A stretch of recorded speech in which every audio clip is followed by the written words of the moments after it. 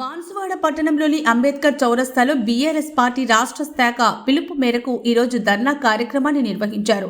రాష్ట్రంలోని కాంగ్రెస్ ప్రభుత్వం రైతులను మోసం చేస్తుందని Banswada municipal vice chairman Zubair విమర్శించారు.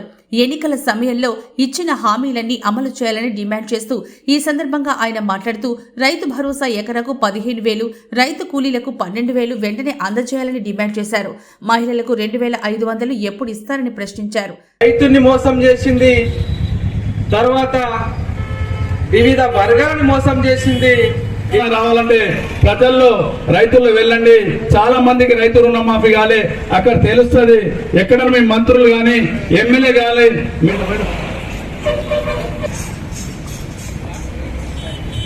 పక్షాన 2 లక్షలు రుణమాఫీ చేస్తాని 50% మా 2 లక్షల వరకు రుణమాఫీ కాలే. ఎక్కడైనా సరే తెలంగాణ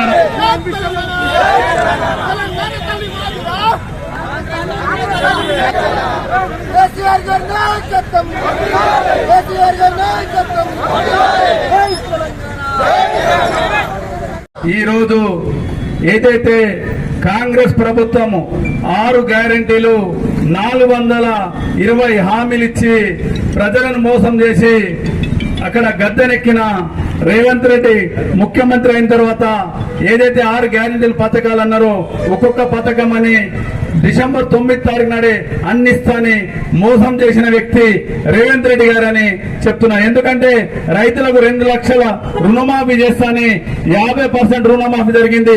కొన్ని షరతులు పెట్టడం వల్ల చాలా మందికి ప్రజల్లో ఈ తెలంగాణ రైతాంగానికి రుణమాఫీ కాలే. ఎందుకంటే 22 కోట్లు రుణమాఫీ చేశారు.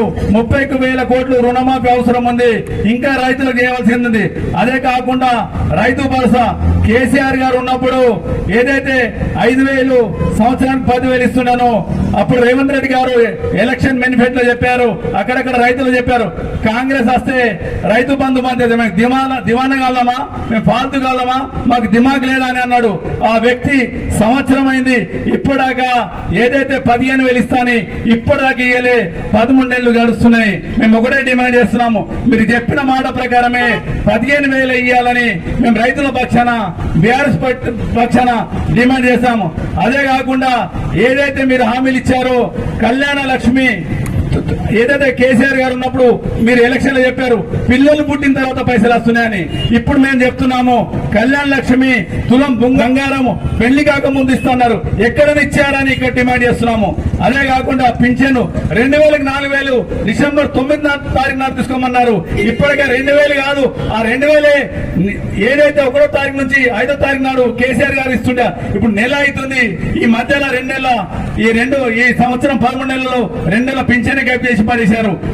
ఈ విషయాలు ఎందుకు చెప్తున్నామంటే ప్రజలు ఏదైతే రేవంత్ రెడ్డి గారు ఉన్నారో అక్కడ బీఆర్ఎస్ పార్టీ కేటీఆర్ గారు, అక్కడ హరీష్ రావు గారు, బీఆర్ఎస్ నాయకులు ఏవైతే అడుగుతుంటుందో ఏదో విధంగా వీళ్ళకు మాకు ప్రభుత్వానికి ఏదో విధంగా అడుగుతుంటే వీళ్ళు ఏదో విధంగా ఇబ్బంది పెట్టాలని కేసులు పెడుతున్నారు. ఇప్పుడు ఏదైతే కేసు ఉందో ఈ కేసు మీద కేటీఆర్ గారికి ఏదో విధంగా అరెస్ట్ చేసి బీఆర్ఎస్ పార్టీకి దెబ్బతీయాలని ఆలోచిస్తారు. మీరు ఎంత కేసులు చేసినా ఎంత ఇబ్బంది పెట్టినా ఇక్కడ కార్యకర్తలు బలంగా ఉన్నారు, వెనుకాడరు. ఎన్ని కేసులైనా మేము భరిస్తాము.